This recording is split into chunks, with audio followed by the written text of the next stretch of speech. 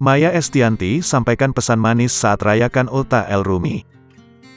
Anak tengah Maya Estianty, El Rumi kini baru saja berulang tahun.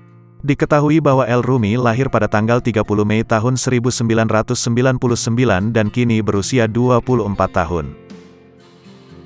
Dilansir Grid.id dari akun Instagram Maya Estianty Real pada Kamis, tanggal 1 Juni tahun 2023. Maya Estianty mengunggah foto dirinya bersama dengan El Rumi.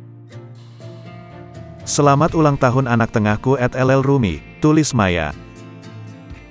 Maya Estianty berharap agar anak tengahnya ini bisa selalu membanggakan orang tua dan doa-doa baik lainnya. "Tambah dewasa, tambah makmur, tambah hebat dan berprestasi, love you," sambungnya. Netizen pun ikut memberikan komentar dan mendoakan El Rumi. "Si paling mirip sama bunda wajahnya, Yaumul Milad," tulis warganet.